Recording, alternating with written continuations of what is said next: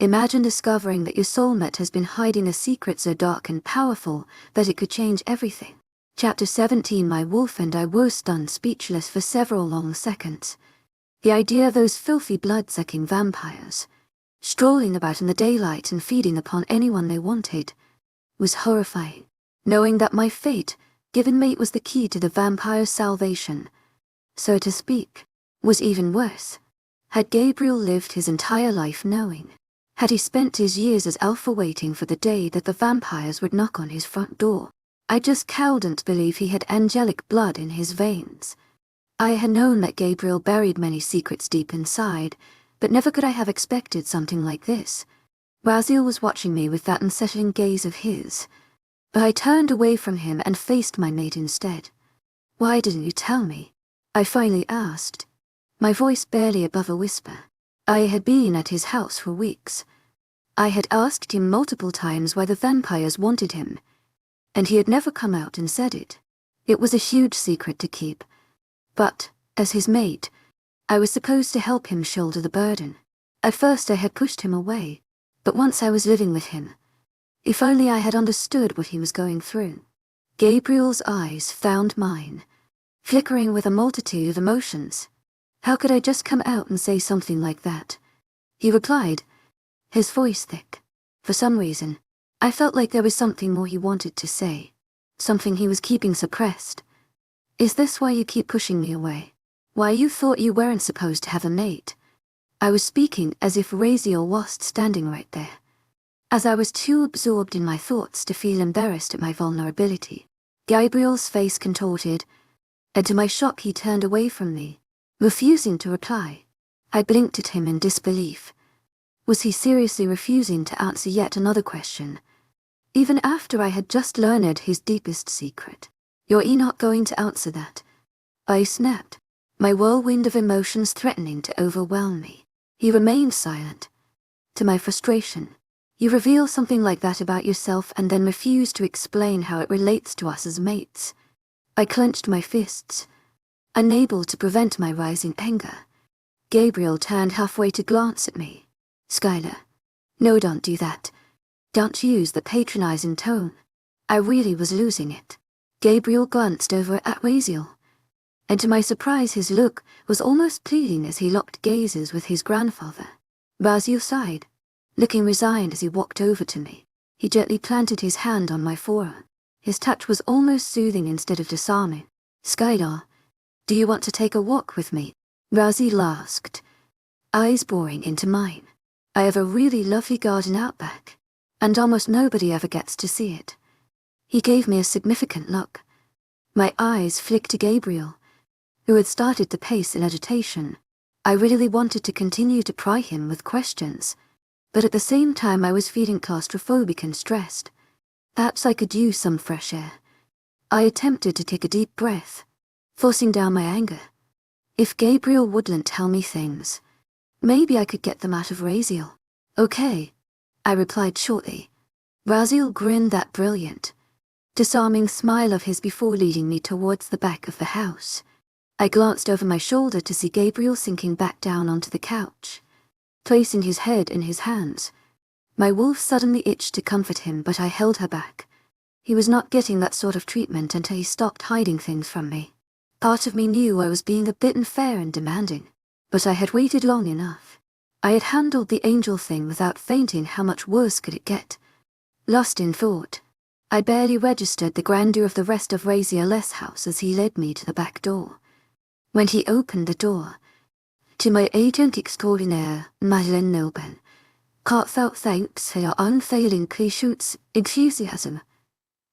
I stared in awe at the massive garden stretching out behind his house.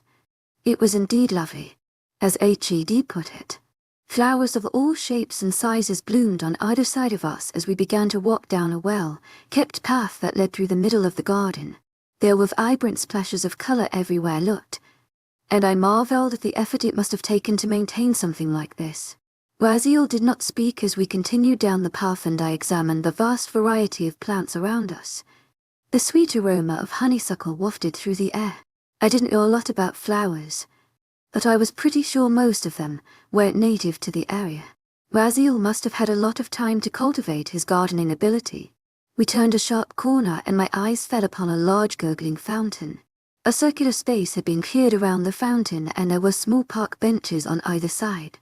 The architecture itself was impressive. The fountain looked very old, like the rest of the items in Raziel's possession. He led me to one of the quaint benches, indicating that I should sit down. Raziel himself remained standing, taking a few steps closer to the fountain, seemingly lost in thought. I couldn't help but admire his profile as he stood there. Raziel really did have elegant, regal features that suited his angelic bloodline. I recognized some of them in Gabriel, too, although Gabriel had his father's coloring. I felt slightly intimidated sitting there, alone with a holy being that was probably older than anything on the planet. "Your garden is beautiful," I finally said, wanting to break the silence. I wondered if Raziel had brought me out here to tell me anything in particular. "Thank you." He turned to face me, studying me with a contemplative expression. I tried not to shrink away from his penetrating eyes. "You have to forgive Gabriel," he said after a long pause. "I know he can be difficult to talk to sometimes. Achias, one of the most stubborn creatures I've ever met." Raziel sighed, turning his eyes back to the fountain. "But he handled this whole situation the best way he knew how. I just wish he would have told me sooner. I'm his mate, even though he likes to pretend otherwise. He doesn't like to pretend otherwise." Raziel contradicted me softly. "If it were up to him, he would accept you in an instant. He cares very deeply for you." I felt my face heating up at the intensity in Raziel's words. "He doesn't exactly show it," I muttered, embarrassed. "Trust me, I've been around long enough to read emotions. Gabriel has already grown attached to you. You're practically a miracle." He never thought H defined his mate, or that he even had a mate at all. My eyes widened as I remembered some things Gabriel had said, similar to Raziel's words. "Why?" Puzzled. "I mean, he is werewolf blood. All wolves have mates." Raziel sighed and sat down beside me, leaning against the back of the park bench. "I will tell you this, I know you think Gabriel is cold, distant, and heartless. I've checked in on him over the years and observed him. I know he has treated outsiders less than favorably.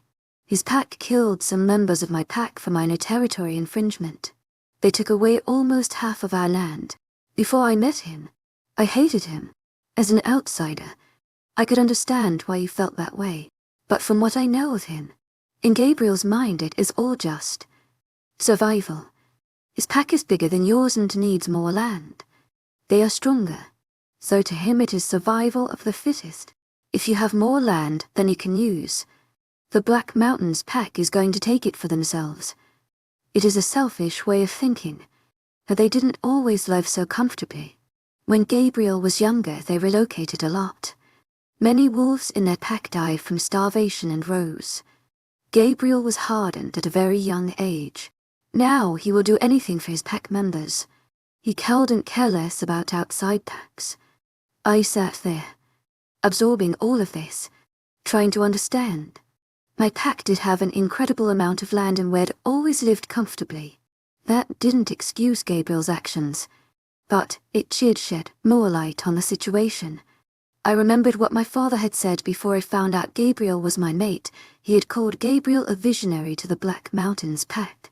I couldn't forgive Gabriel for the pain he had caused us, but in his position, many alphas might have done the same.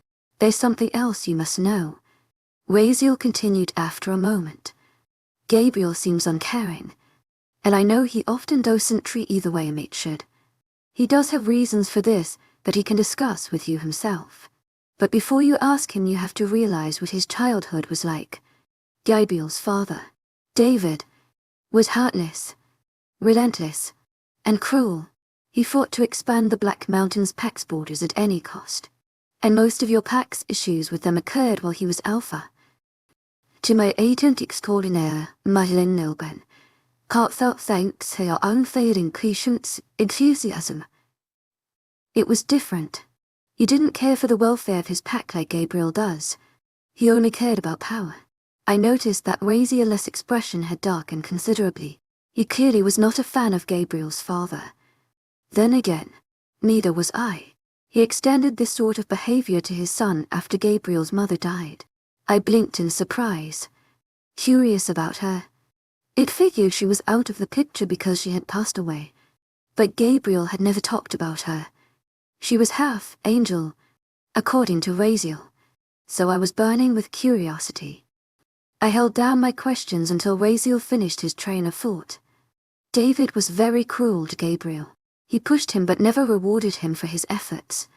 He was often physically abusive, but most of his lingering effects are on Gabriel's mind. David caused a lot of emotional damage. He never loved his son because of his angelic blood, and David drove it into Gabriel's mind relentlessly that he would never have a mate because of his lineage. He began telling Gabriel this even when he was but a child. Raziel's tone was bitter and there was vivid sadness in his expression. I could only sit there, staring up at him in horror.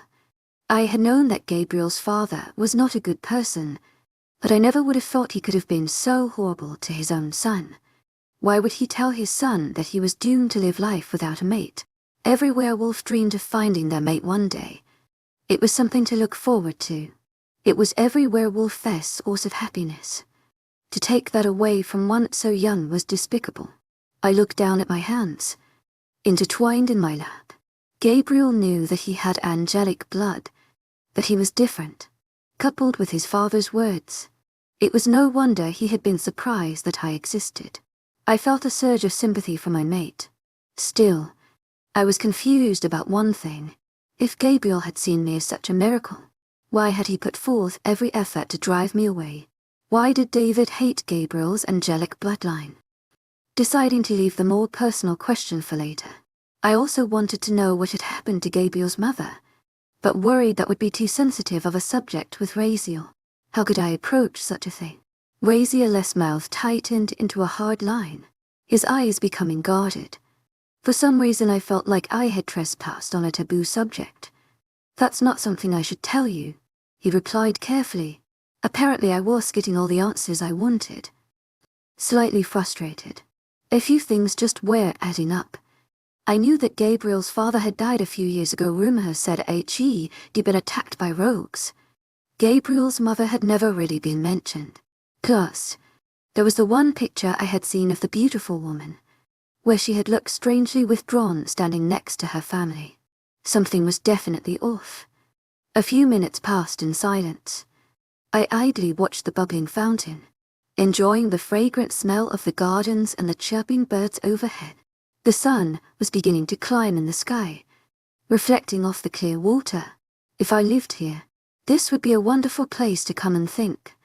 Ready to go back, Raziel said after a while. I know Gabriel doesn't want to be here too long. You have a lengthy drive ahead of you. I nodded in confirmation, following his lead as he headed back to the house. Questions clouded the forefront of my mind, along with an unsettling mix of emotions after hearing so much about Gabriel's past. It was no wonder he never talked about his father. My parents had always been loyal, protective, and kind. I couldn't fathom how any parent, especially an alpha, could be cruel to their own child. When Ray entered the sitting room, I was surprised to see Gabriel standing upright, staring at us. He had an intense, agitated look on his face, and everything about him was tense. His arms were folded in front of his broad chest. When I walked in after Raziel, Gabriel's eyes met mine and he gazed at me for several long seconds. I couldn't fathom his expression. He seemed to be searching for something. I shifted under his dark scrutiny, and after a moment I saw resignation, clear as day, enter his eyes. I want to see her, he said shortly, shifting his attention to Raziel. Now Raziel was the one that seemed uncomfortable. Gabriel, I want to see her. When we spoke all those years ago, you told me you had her. I have the right to see her. His jaw was clenched, every muscle on edge. I had absolutely no clue who they were talking about. My wolf was equally confused. Raziel sighed, lowering his head. As you wish. His eyes met mine. What about Skylar? Gabriel looked reluctant as he spoke. She knows everything else now. She might as well come along. I perked up in surprise at that, hardly able to believe he was going to let me in on something, judging by the mood of the two men. To my agent extraordinaire, Madeleine Nolben, heartfelt thanks for your unfailing Clichet's enthusiasm. It was the most positive subject. Wazzy lied him for a long moment, as if sizing up his intentions, before he nodded. Very well. Come along. Only if you're sure. Gabriel. He spoke coolly, although I got the impression my mate was trying to mask any emotions. We exited out of the back door again, although this time we took a sharp right in front of the garden and followed a different pathway. We traveled to the edge of the garden before exiting into the open, revealing the entirety of razor-less green, manicured lawn. I spotted a thick fringe of trees in the distance, to which we seemed to be heading. Gabriel walked just behind me, but he seemed distracted and remained silent as we trudged along. The pathway had ended and I felt guilty, treading on such beautiful grass. It reminded me of a much larger version of one of my human friends' lawns. Humans always seemed so intent on keeping their plot of land nice and tidy. After several minutes we entered the trees. The forest floored dappled in shadow. There was a narrow space cleared through the undergrowth, although branches still reached out to scrape at my legs. It was slightly chillier out of the morning sun's rays, and a light breeze whispered through trunks. I couldn't help but feel a bit nervous as we continued our journey. I was sure where we were going, but for some reason I had a sense of trepidation. It was mostly coming from my wolf. She whined softly in the back of my mind as we emerged from a particularly thick clump of trees. Before us stood a large, marble structure, finely crafted and imposing. It looked to be about 8 feet tall and was the size of a small room. The marble was pure and looked relatively unscathed for the words carved on the side of the building. They were in a language I did not recognize. In front of us was a large door, and I felt my unease increase tenfold as we approached. I had never seen one of these before, but I knew what it was. A mausoleum. It was the type of tomb which humans buried their dead, so I had never been in front of one, but I read about them. I stopped in place, looking up at the building. Who was buried here? Even more importantly, why were we here? I felt my skin prickle as my mind began to work overtime. My wolf did not like this place, as it was unnatural for werewolves to be around something like this. We did not bury our dead in mausoleums. To my agent extraordinaire, Madeleine Nolben, heartfelt thanks for your unfailing Clichet's enthusiasm. Raziel said, indicating we stop. His face was drawn, his expression taut. Wazzy looked like he was trying to rein in some strong emotions. I focused on my mate. His face looked like it could have been carved out of the marble before us. So tense was his expression. Slowly, he took a step forward to the door. My wolf did not want us to get any closer to the strange burial site, but I ignored her. Gabriel had said we could come and I desperately wanted him to reveal what he was hiding. With one motion he grabbed the handle on the door and heaved it open. It made a loud grating noise as the mausoleum's depths were revealed. Straightening his shoulders, Gabriel stepped in first. Swallowing my fear I followed. Raziel close behind me. My werewolf eyes quickly adjusted to the darkness gathered inside the building. Above us was a very small hole, placed strategically so a narrow beam of light filtered into the room and fell upon the coffin in the center. I heard Raziel pull something out of his pocket behind us and he quickly lit a match, using it to ignite a nearby torch. Although the door was still partially ajar, the torch did a lot more to illuminate the darkest corners of the mausoleum. Inside was a long, flat table, on top of which rested a coffin. The coffin itself was intricately carved and ornately detailed. It looked as if a lot of effort had gone into its making. However, the craftsmanship wasn't what caught my eye. What startled me was the fact that the coffin had no lid, nothing encasing the corpse inside, and it was completely exposed to our view. I couldn't prevent the small gasp from escaping my mouth as I saw the figure within. Dark hair cascading around her shoulders, regal features, pale face completely peaceful in death. She was beautiful and perfectly preserved, decomposition not affecting her in the slightest. It was Gabriel's mother. I heard Gabriel's sharp intake of breath as he hesitantly placed a hand on the coffin. Raziel. To step forward, his eyes burning with intensity of emotion. For some reason I almost felt as if I was intruding, as if I should back out and head back into the forest. My eyes were wide with shock as I stared at her. Gabriel gazed down on his mother's still face, a multitude of emotions flickering across his features in mere seconds. I felt a sense of lost willpower filling my chest, and I put a hand to my heart in confusion before I realized the feelings were not mine.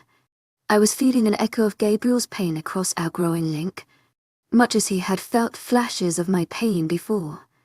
I stared at him, taken aback by the intensity of his feeling and how well he was managing it. He could conceal his overpowering emotions better than anyone I had ever met. Gabriel took a step back from the coffin and instantly I felt the pain diminish as he tossed me a dark glance, clearly trying to recover. This is my mother. His voice completely devoid of feeling.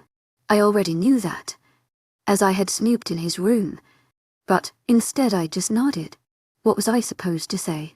He stared at me for a moment before turning back to her form. Raziel was looking down at her with pain etched in his features, and I remembered with a jolt that she was his daughter. How is she still? Gabriel began, indicating her still healthy, looking flesh. She isn't completely dead, Raziel replied. I put my hands to my mouth to prevent any sound from escaping. If she was dead, why was she in a mausoleum? Gabriel was clearly wondering the same thing as he glared at his grandfather in complete disbelief.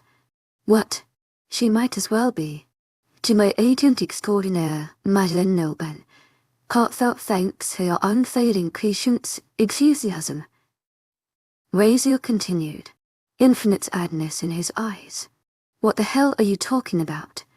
Gabriel snapped, clearly not liking being left out of the loop. But I came and told you about her death. I didn't tell you the full story. I was waiting until now. And I could sense the agitation rolling off of Gabriel in waves.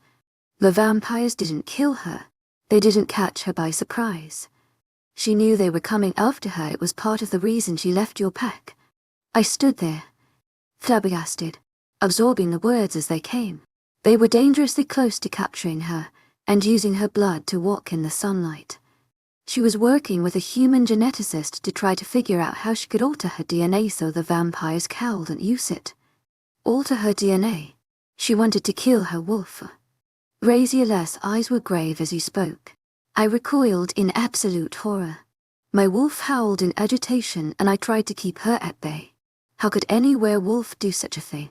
Our wolves were part of our souls. To try to kill our wolf would go against every fiber of our nature. Trying to control my reaction, I stared at Gabriel, who looked equally horrified. Why? He began, but Raziel cut him off. She was half angel, Gabriel. She was as in tune with her wolf as you and Skylar are. Killing her wolf would leave her with pure angel blood, which the vampires couldn't use.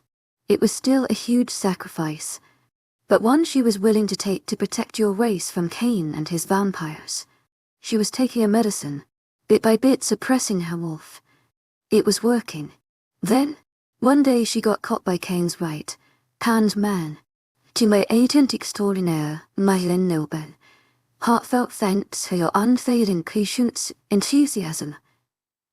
As a last-ditch effort to prevent herself from being used or tortured, she injected herself directly with the formula. It effectively killed her wolf. He looked down at her form, closing his eyes as pain coated his features. What she didn't realize was that her werewolf DNA was completely intertwined with her angel DNA, and the medicine could not separate them. One cannot live without the other.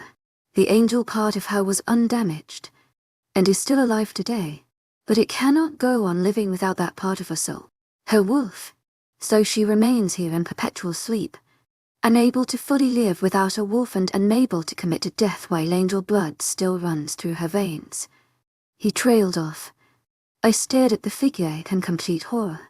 So she had killed her wolf, and now she was doomed to lie there in a mausoleum for the rest of eternity. It was a horrible fate. Gabriel stood rigidly, absorbing the news. I couldn't fathom how much this must be affecting him. Why didn't you just kill her? He finally said, voice thick. Instead of just leaving her there to live in perpetual sleep. I could never kill my own daughter. Raziel said coldly. And while some of her DNA, the angel side, remains undamaged, there is still hope. Her wolf cannot live with the amount of formula she injected, but there is the possibility that it cannot truly die. To my agent extraordinaire, Marilyn Nolden, heartfelt thanks for your unfailing patience, enthusiasm. While the angel in her lives, her wolf may just be in a comatose state. If I could find something to bring it back, if it isn't truly dead, Rebekah would live again. It was the first time her name had been spoken. Rebekah. It was fitting. As it sounded like another biblical name, Gabriel was silent, lost in thought. That seems like too many ifs. He finally murmured, the words barely discernible. And leaving her out here, alone in this tune, is just unnatural. I come visit her every day, sometimes numerous times a day. What was I supposed to do? She's my daughter. Gabriel, do you honestly think I haven't spent every waking moment agonizing over what to do with her? Funny, she didn't agonize over what would happen to me and my father when she abandoned us. I stared at him in shock at his heartless dismissal. Raziel's face hardened. She only ever wanted to protect you. Gabriel. She left when she got wind of the vampires so they would never find out about your existence. Her only hope was they'd never learn you'd been born. You were angry that she left, but she did it to protect you. The least you can do is hope that she has a chance. Gabriel growled, low in his chest. You have no right to tell me what to do, he said coldly. Not everything she did was selfless. Raziel shook his head slowly. He looked angry. The first time I had seen him that way. I will give you some privacy, he said shortly, before abruptly turning and exiting the mausoleum. Gabriel and I were left in thickening silence. I could sense his vast array of intense emotions. He continued to stare at his mother's form, jaw clenched, eyes flickering in the torchlight. I was sure what to do. My wolf sensed that Gabriel needed me, but he hadn't been too willing for me to touch him the last time we were alone. I cautiously took a few steps forward until I was standing right next to him. I felt a prickle of electricity as our arms brushed. Looking down at her this close, I could see that she was truly dead. Rebekah was as sallow as a normal corpse. I held my breath and attuned my ears to see if I could detect any signs of life. After a few seconds, I heard it, a heartbeat. Very slow, agonizingly slow, but then nonetheless. There was the faintest rise of her chest and a near, silent whisper of breath as she breathed. Her breaths were few and far between, and it was unnerving standing so close to her in such a state. It was as if she was in some sort of deep coma, I supposed, where she didn't need food or water to go on living. The angelic bloodline was incredible indeed. All of this was nearly beyond my comprehension. I'm so sorry, Gabriel, I finally said, keeping my voice soft. I tried to put every ounce of emotion I could into my tone. He shifted his weight from one foot to the other. A few more seconds of silence passed before he spoke. Voice heavy. It's because of her that we can't be together. You know. I twisted to face him, blinking in surprise at his bluntness. I had thought he would continue avoiding this subject. It was outside of her control. But if my blood is anything like hers. Gabriel trailed off, still not looking at me. What do you mean? What happened? I asked softly, almost scared to push him. He indicated Rebekah with a jerk of his head. Look at her, Skylar. Really look at her. Do you notice anything out of the ordinary? I frowned but did as he asked, roving my eyes over her figure, aside from her own current state. Confused. Look at her as a werewolf. As my mother, was his short reply. I examined her again, almost painfully slowly, raking my eyes over every inch of her. Her skin was smooth, unblemished, still youthful. She was garbed in a sequin gown, dressed up in a similar manner as human corpses. My eyes trailed across her prominent collarbones, her smooth neck. There was something missing on her neck, something every mated werewolf female had. Wait, she was your father's mate, right? Tentatively, awareness was pricking at the back of my mind. Gabriel nodded curtly and I continued so. Was her mating mark?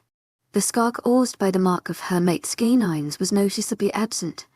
It never faded and never truly healed, so her unblemished neck looked strangely out of place. Gabriel had tensed again, and for some reason I felt my wolf's agitation suddenly skyrocket. What do you mean it's?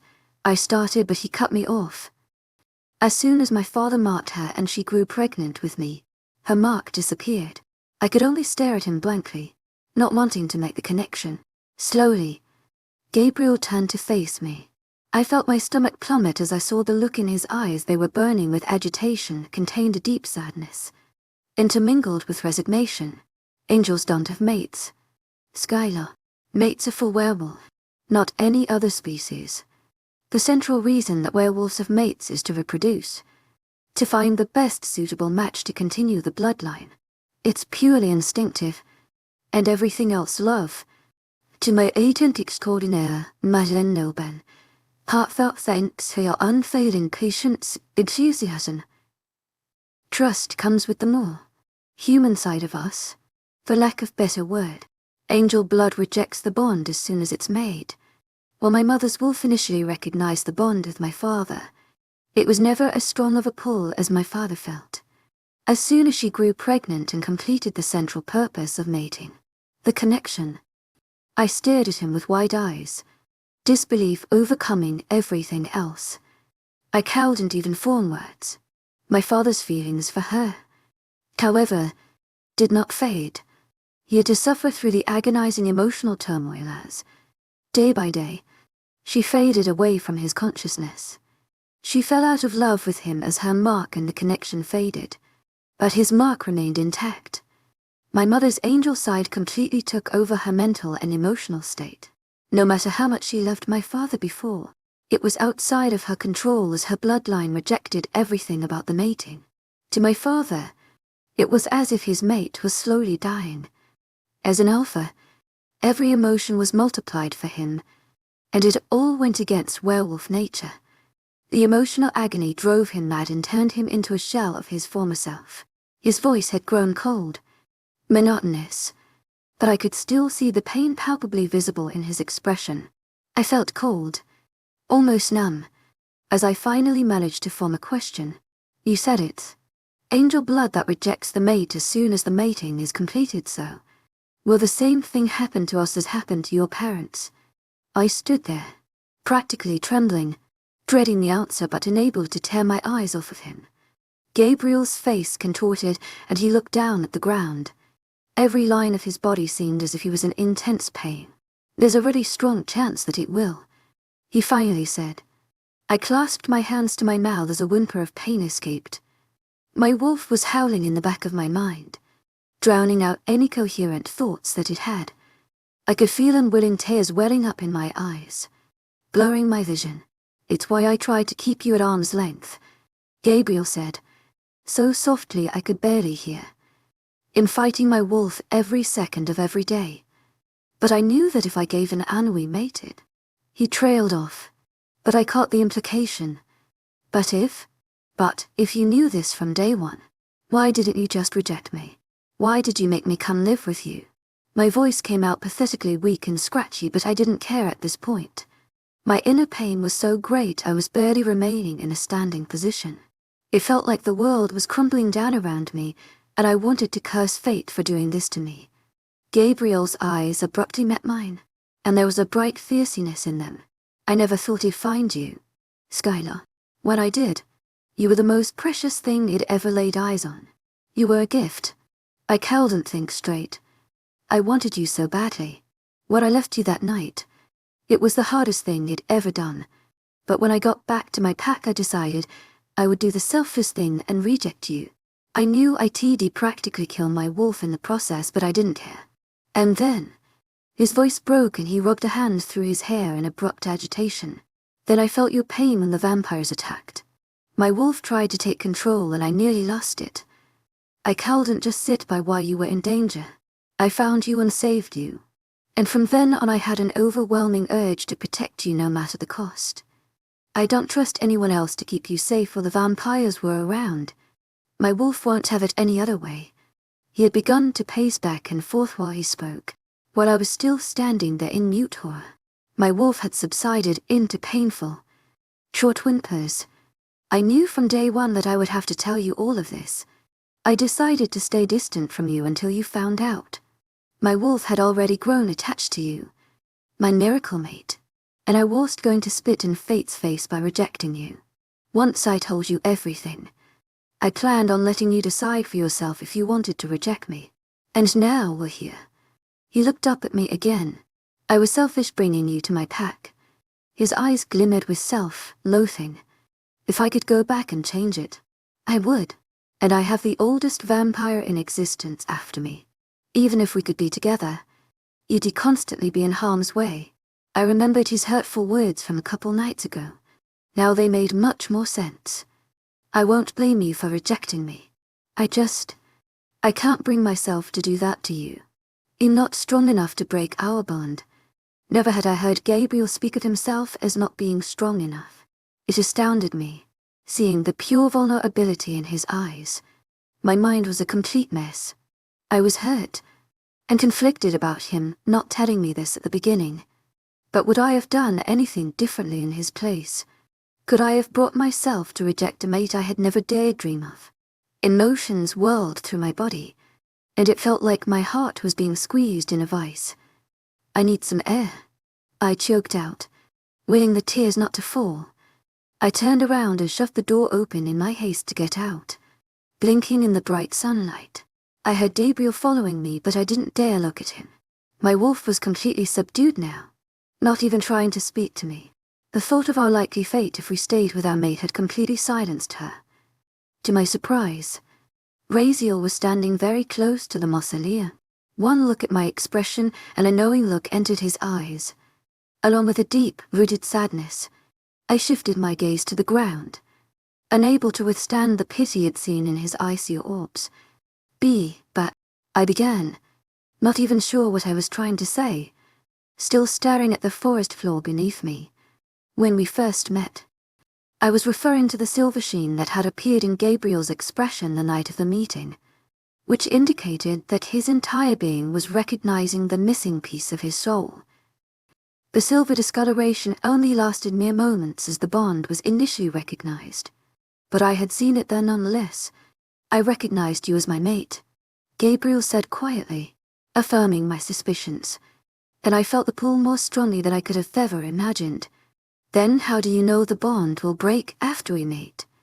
You said your mother barely felt the pull when she met your father. I whispered, pain laced in my tone. Slowly, I turned to face him, and I could barely stand the raw emotion lingering in his dark eyes. It was Raziel that answered. Angel blood is dominant. Skylar, the most powerful blood in the world. Gabriel is just as in tune with his wolf as you are, but he still has my bloodline. He looked at Gabriel, his eyes contemplative. I didn't know you had physically recognized the bond. That could help your chances a bit. He looked hesitant to say it, but I felt the tiniest flutter of hope. What are our chances? I asked softly. The angel turned to me. If Gabriel was an alpha, it'd say very slim. However, because he does have a powerful wolf and he did recognize the physical manifestation of the bond, it'd say 50-50, at best. So there was just as much of a chance that he'd eventually go crazy from loss after we mated as the chance that our mating would be successful. I thought grimly. My wolf whined softly, not liking the odds. It would be quite a risk to take. The thought of Gabriel fading away from me, our mental link being slowly severed. I couldn't fathom it. Many wolves nearly went crazy from loss when their mates died. I couldn't imagine how I would be able to live without a mate once I had the mark. After your mother's mark began to fade, what happened to her? I dared to ask. anything to distract myself from my train of thought. She grew quiet and withdrawn, full of guilt. She wanted to love my father again and rekindle the bond, but nothing would work. His mark would not stay on her skin. As my father grew increasingly disturbed and violent, she eventually left. I realize now she's leading the vampires away.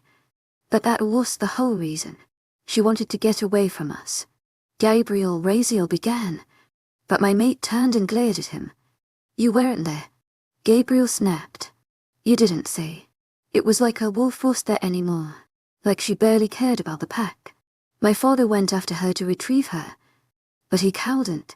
When he came back, he said she'd shacked up with some human. He spit out the last word in disgust. The human geneticist was helping her. No, Gabriel snarled. She could have stayed. She could have at least explained to me what was going on. I was left with that. That bastard of an alpha. He took all of his pain and fury out on me. My mate was shaking with anger, and Raziel looked moderately alarmed. If I were in her position, I would have tried harder to be with my mate. Gabriel turned to face me, his gaze tinged with desperation. I would never leave you. I don't care how distant I felt. I'd never abandon you. He spoke vehemently, and I wanted to believe him. Wanted to think it would all be okay even if my mark may never permanently reside on his neck. It literally was all or nothing. I could be perfectly happy with Gabriel, or I could slowly go insane as his body rejected the bond against his will. But right now, it was all too much to take in. To my agent extraordinaire, Madeleine Nilban, heartfelt thanks for your unfailing patience, enthusiasm. Bloodlines, living corpses, the severing of the mating bond. I just cowed and handled it. I was shaking with suppressed emotion and I couldn't take any more. All of these emotions were going to burst out of me and release the floodgates. And I didn't want them to be there where I finally broke down and lost it. I'd always thought of myself as strong and reliable, the emotionally stable one.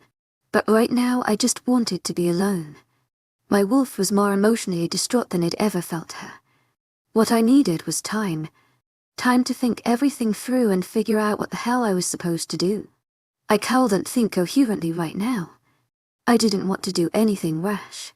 Gabriel was still staring at me, visible longing hovering in his eyes. Another time I would have been relieved to see this emotion from him, to hear him outwardly state how he felt attached to me.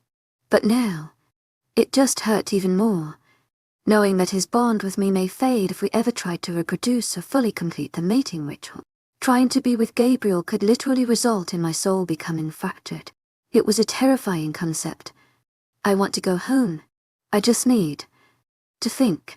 To my agent extraordinaire, Madeleine Nilban, heartfelt thanks for your unfailing patience, enthusiasm. My voice held thinly veiled exhaustion. I did not try to hide my pained expression from him. Thankfully I had kept the tears at bay, but I knew they would fall soon enough. Which home did I want to go to? Deep in my bones. I ached for the company of my family and pack. I needed comfort. Gabriel's jaw clenched and his eyes were pained, but he nodded. Slowly. Well, leave now then. His eyes flicked to Raziel, who looked resigned. I need to give you a few things when we get back to the house, but it's probably time for you to head back anyways. You have a long drive ahead of you.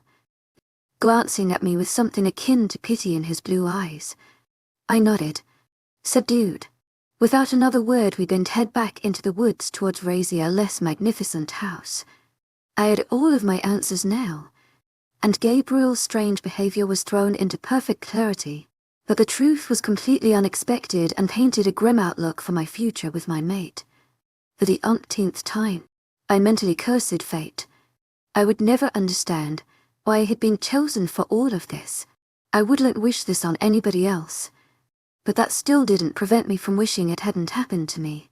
Gabriel himself was everything I could have dreamed of, and I now knew there was a depth to him I had never perceived. But his bloodline, of all people, I had been matched with someone I could likely never be with. I felt a hollow echo of pain, and I couldn't be sure if it was Gabriel's or my wolf's at this point. I lowered my head, my dark tresses falling forward to obscure my expression from the others. I let the horrible gravity of the situation simply wash over me. There was no denying it. I just knew. I had a really difficult journey ahead of me. Chapter 18.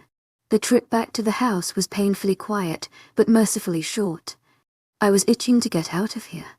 To get back home. Being near Gabriel was preventing me from thinking straight. Because every time I was around him, I couldn't prevent the natural pull from drawing me to him like a moth to a flame. If I was going to make a decision, I had to allow my mind a perfect clarity. With my mate around, that would never happen. As soon as we entered the sitting room, Raziel made his way over to the box that he had brought out earlier. There are a few things I need to give you before you leave. Unfortunately, I'm not sure I have all of them here. If they aren't in this box, I'll have to make a trip to go fetch them. I must have looked puzzled, because he continued to explain. Over the many years I've walked among humans, I've collected hundreds of trinkets. Some more valuable than others. Some of them are quite sought after. That being said, it wouldn't be wise to keep them all in one place. He was digging through the box now, pulling out various artifacts as he spoke. I told you before. Vampires are demonic creatures.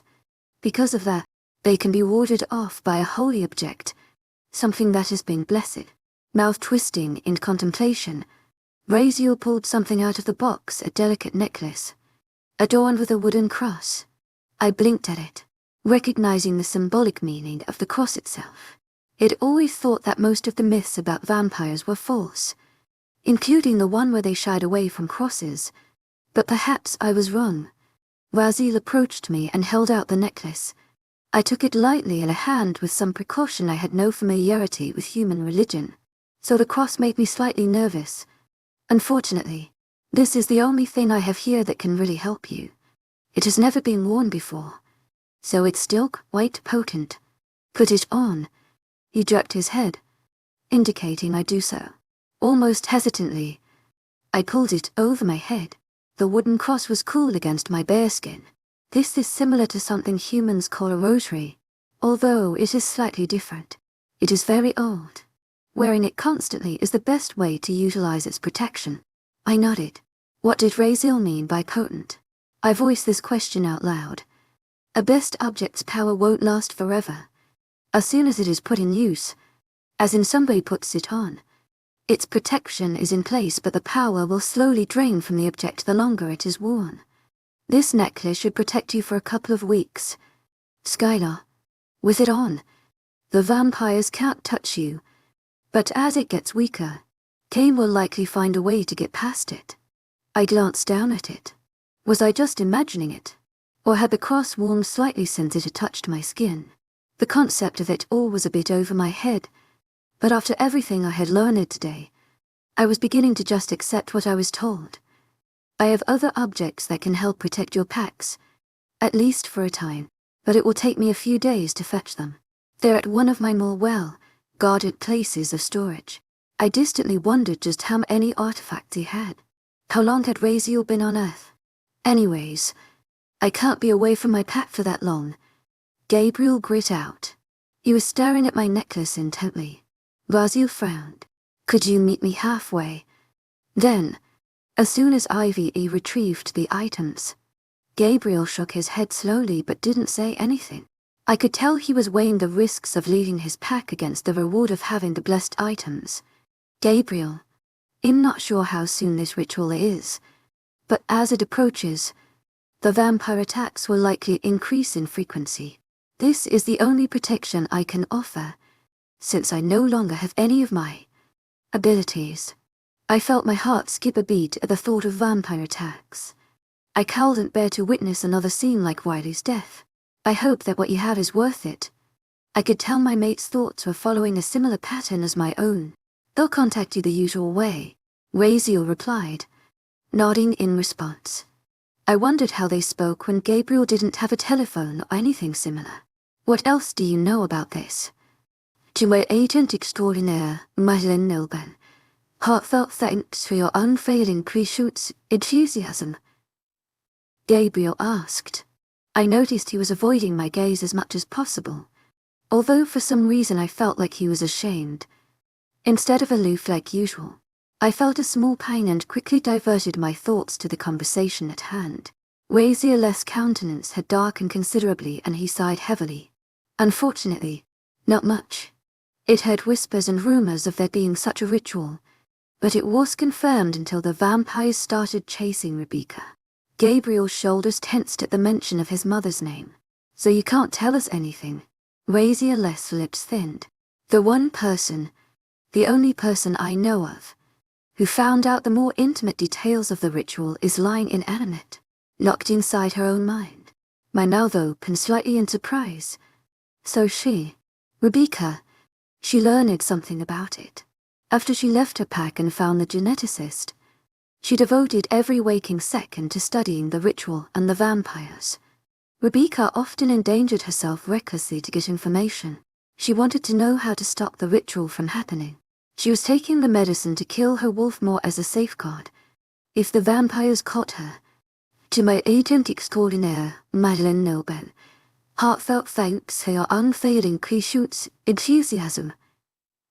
Honestly, I think she knew it was inevitable.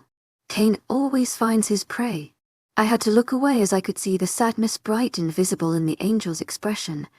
Why didn't she tell you what she found out? Gabriel demanded. I saw a flash of sorrow in Raziel's icy gaze. She kept minimal contact with me at first. It was safest that way. She stayed away from anyone who knew about you. And she kept away from me because she didn't want the vampires to know where I was in case they caught on to her scent. She was too nosy at times, and eventually it caught up to her. His face hardened.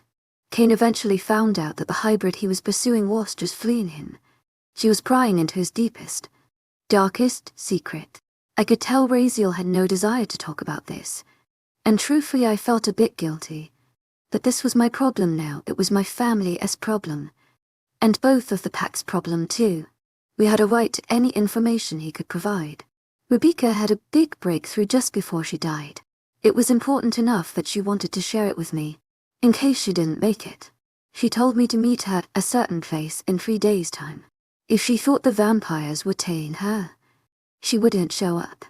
But if not, well, Rebekah planned on telling me everything she knew. Gabriel had stilled. I could tell he hadn't heard all of the details of the story before. I felt pity for him, having to hear about his mother like this. Despite his mixed feelings for Rebekah, she was his flesh and blood. That had to mean something. I waited for hours at our meeting place, but instead of Rebekah, the geneticist showed up. He said that Rebekah knew the vampires were going to catch up to her. She was going to administer the rest of the medicine. I was worried that she hadn't calculated right, that it would kill her. The geneticist led me to her. His voice had taken on a bitter edge. I showed up right as she died. The vampires were there too. I hid and watched as Antonio, the vampire that does a lot of Cain's dirty work, threw a fit that the hybrid bitch had killed herself. They took the human geneticist with them and left Rebekah there on the pavement, cold and lifeless.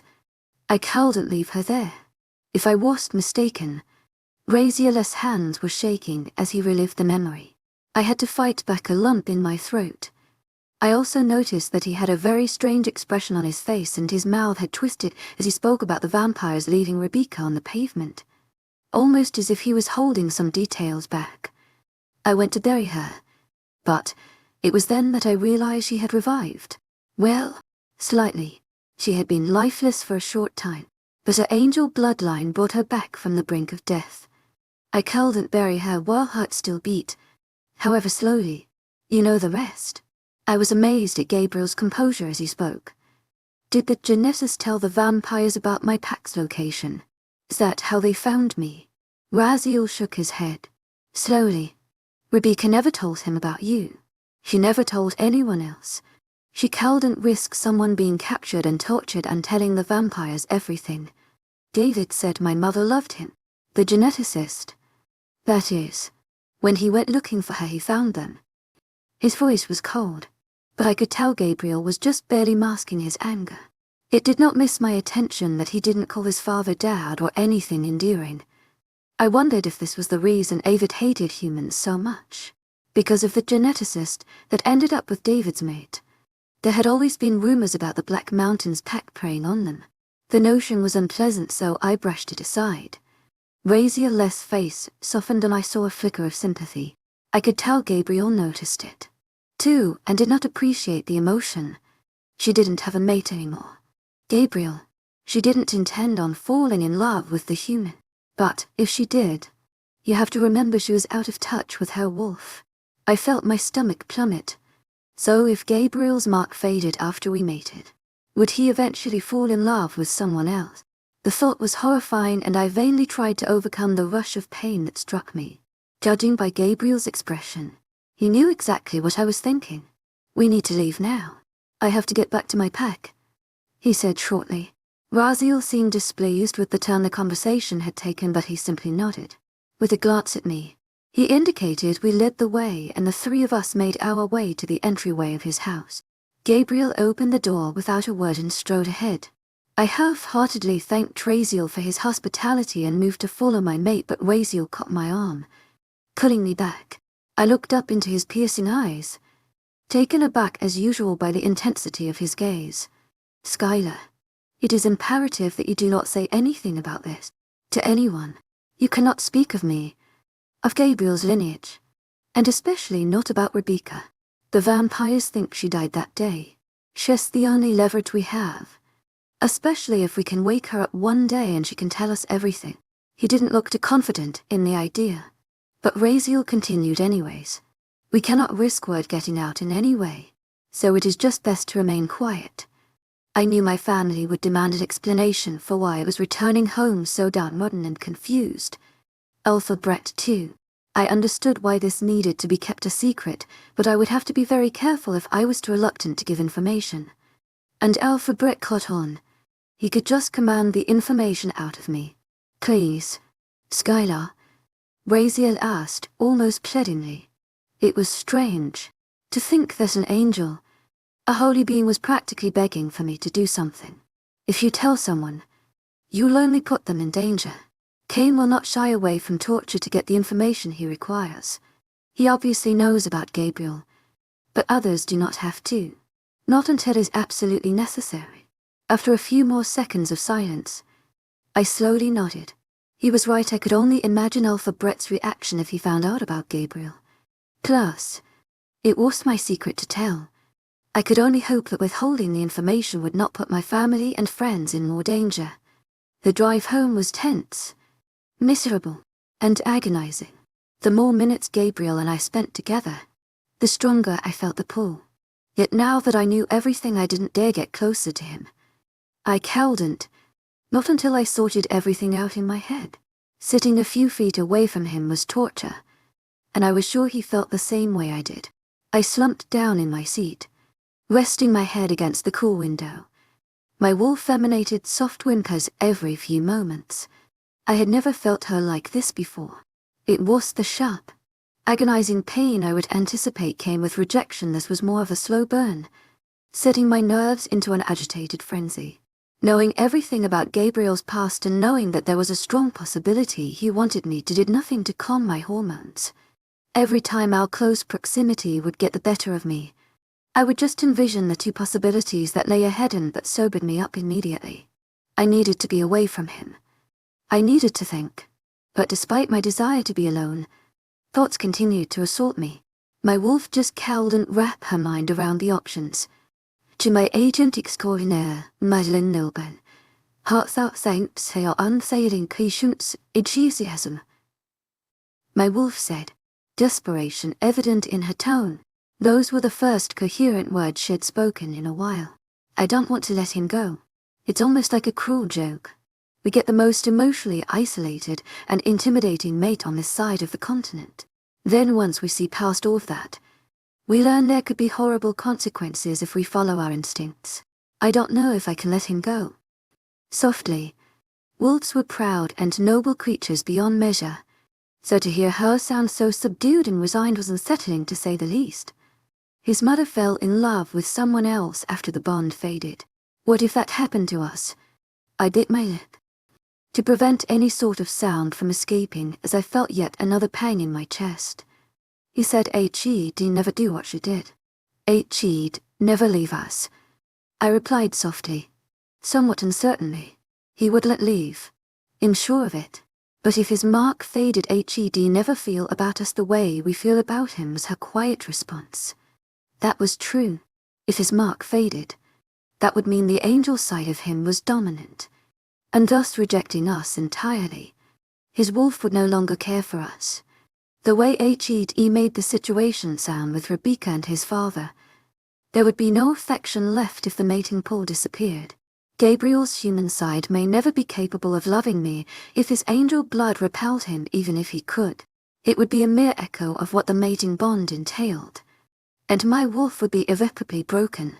How do we feel about him? I mean, I'm not even sure what I'm feeling right now. My eyebrows furrowed. I'd yet to take a step back and really examine exactly what I was feeling. If you decide to reject our mate, you'll never want another, she said adamantly. I expected nothing less. I wolf only had one designated mate their entire lifetime. Even if, years and years into the future, I found another, my wolf would never grow tree attached to them. I subsided into silence. I wasn't going to lie to myself. I did have feelings for Gabriel. Strong feelings.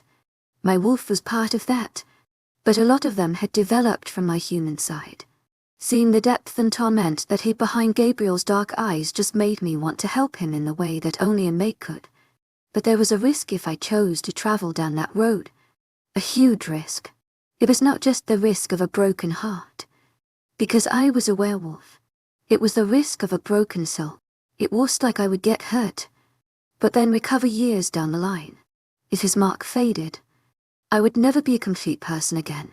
It would be impossible. Rejecting him would be painful for both of us. It would be miserable, excruciating, but it would pale in comparison to the agony of his wolf slowly pulling away, of the bond frame then breaking, of his wolf gradually losing recognition of the mating bond, at least based on how Gabriel had described what happened to his parents. Rejection caused an immense amount of pain, but I had never heard of it slowly driving a wolf to insanity, probably because most of the pain was instead of drawn out. But if his mark didn't fade, my life would be complete. I knew I couldn't be anywhere near Gabriel when I was making such a decision. I couldn't think clearly around him. There were a couple hours of silence in the car, in which both of us remained trapped in our own thoughts. After a while I began to doze off with my head resting against the window. Just when I was lingering on the fringes of sleep, Gabriel spoke. My eyes shot open and I glanced at him in surprise. Gabriel was not the type to apologize often nor admit fault. He was a proud alpha. To my agent extraordinaire, Madeleine Nilban, heartfelt thanks for your unfailing Kishut's enthusiasm. Achiti never tried to broach the subject in such a blunt manner before. I paused for a moment, chewing on my lip. It isn't your fault, I finally replied. He ran a hand through his dark locks, his common agitated mannerism. Yes, it is. My selfishness brought us here. I should have done the right thing for you from the beginning. Rejecting me, he meant. I didn't say it aloud, but I knew what he was referring to now. My reply was firm. Surprisingly, he glanced at me, taken aback. You were right in telling me everything and then letting me choose. I deserved the chance to make my own choice. The thought was just occurring to me as I said it. But it made perfect sense. I understood a bit more now that I had time to think. I wasn't as angry with Gabriel for bringing me to his pack, or even for taking weeks to tell me his secrets. At least he was giving me the choice, letting me decide for myself which path I wanted to take. Rejecting me from the beginning would have eliminated my free will. I knew that now. We fell into another thick silence. I could tell he was trying to push me or sway me in any way. He was letting me think. Unfortunately, I had a hard time doing just that in such close quarters to him. I couldn't help but notice the way his arm flexed when he shifted gears, his sculpted profile, the way his hair fell across his forehead. I was losing it. I knew. I was barely able to control my train of thought anymore. By some small mercy, after another long stretch of troubled thinking while afternoon transitioned into early evening, sleep finally found me. I lost myself in its enveloping warmth, pushing aside all of my worries and preoccupations for the time being. After such a mentally and emotionally strenuous trip, I needed to rest. Perhaps everything would be clearer when I woke up. When I next awoke, things were definitely not any clearer. I was surprised to note that I was lying on something soft in a horizontal position, Gabriel's couch. How did I get here? Confused. The last thing I remembered was the car trip home. I must be fallen asleep and Gabriel carried me in here. I lowered my head, feeling a blossom of warmth mingled with pain at the thought of him carrying me in here while I obliviously slept. My emotions were so muddled I couldn't make heads or tails of them. I sat up slowly, glancing at the nearest window. By the tendrils of light snaking across the horizon, I saw it was very early morning. I must have slept for nearly 12 hours. I must have been extremely distressed to sleep that long.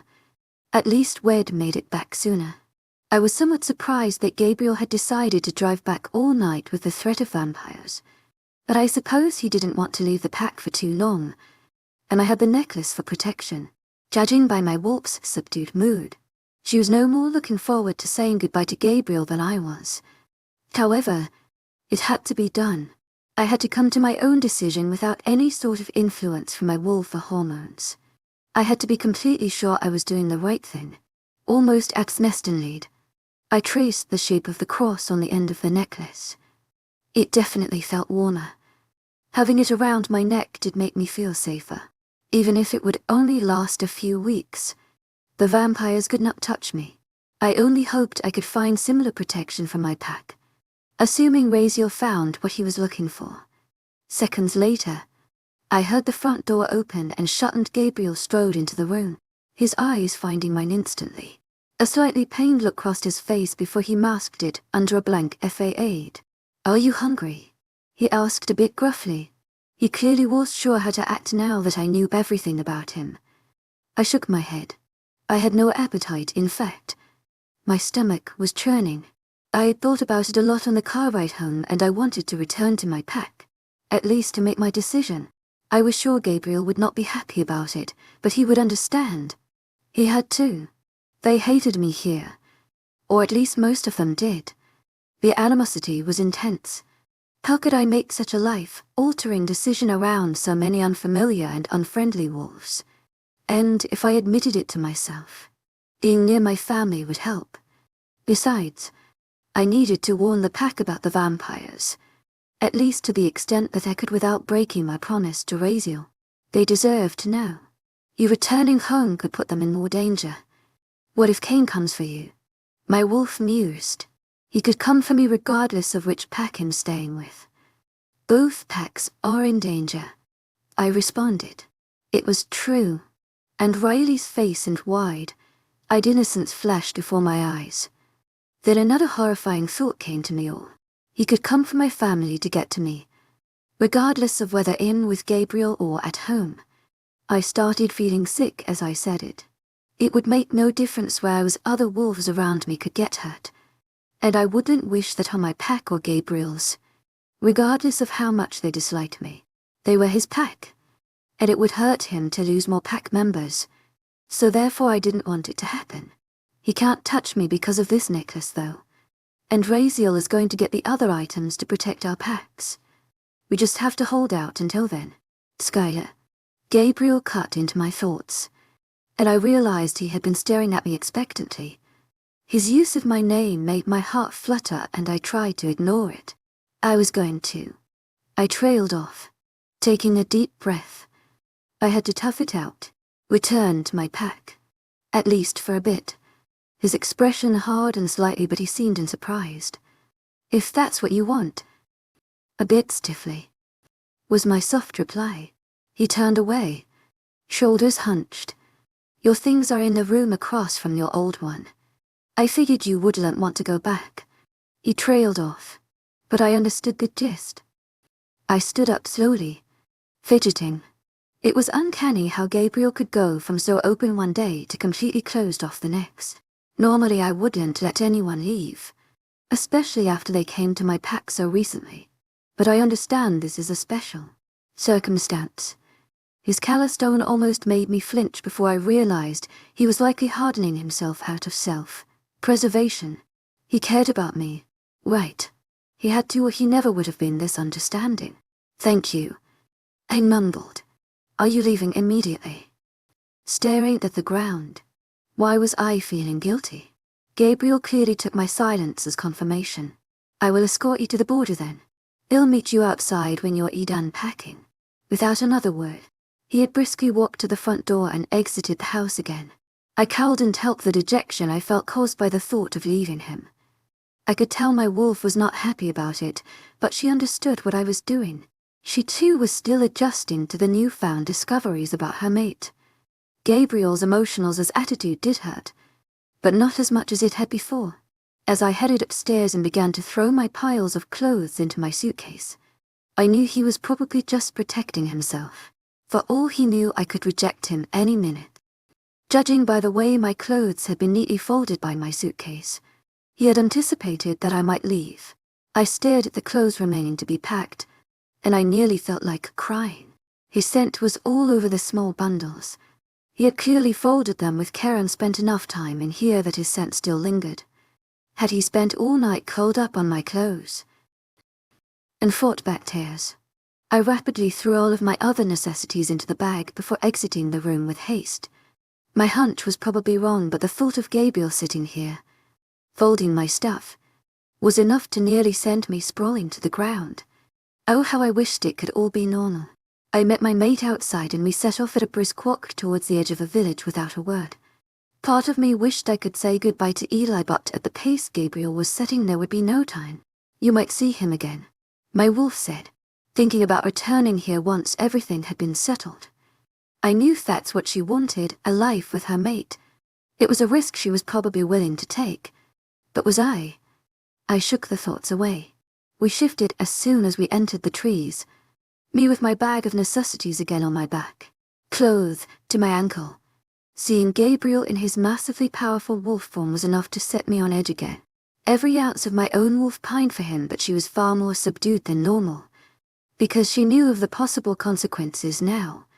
I could see my wolf's sadness reflected in Gabriel's wolf's deports. While running as my wolf was usually a liberating experience, today my thoughts were much preoccupied elsewhere.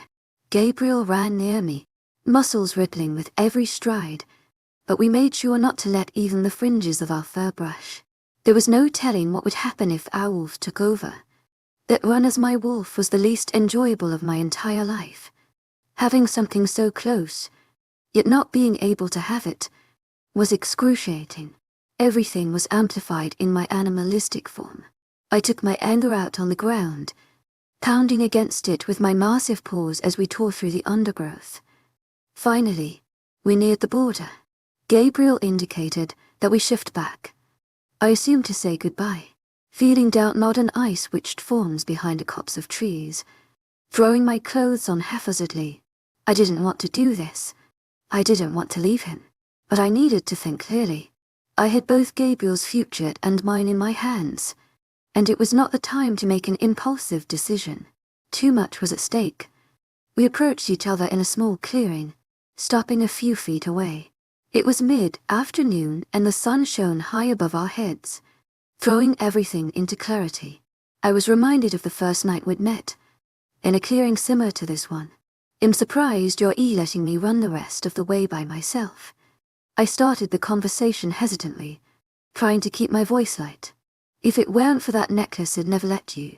I'm sure it would upset your pack if I joined you, but without that protection, I wouldn't care. Be careful, it'll be long past dark before you're home.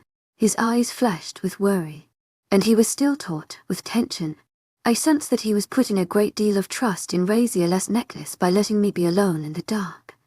That spoke volumes of the angel's wisdom, for Gabriel seemed to not trust easily, and I was sure it was a higher standard when it came to me.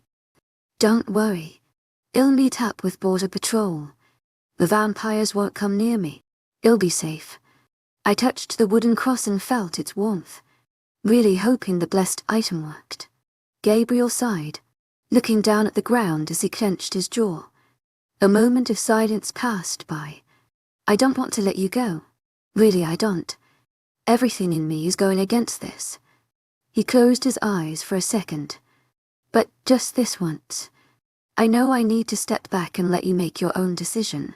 I stared at him, surprised yet again by his honesty. He must really have cared to put aside his alpha nature and let me be independent this once, when I most needed it. His eyes fixated on me then, and there was alarming intensity in them. I could tell everything he said was about to be spoken with a conviction. But you have to know this, Skylar. Take your time deciding, and I will understand. If it's days or months, I will understand. Don't return to me until you've made a decision. And when I do see you, I want you to end this. You can either reject me and move on with your life, or you can accept me and become part of my pack. He stood there, shoulders tense. As I stared, the dot can't come see me unless you've made your choice. I can't take the pain of not knowing anymore. His gaze was scorching, desperate, and I swallowed hard as Gabriel's eyes bored into me. I gazed at him then for a long moment, and am sure my expression mirrored his.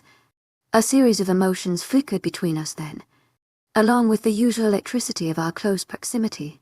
I tried to convey to him everything I was feeling through my eyes alone.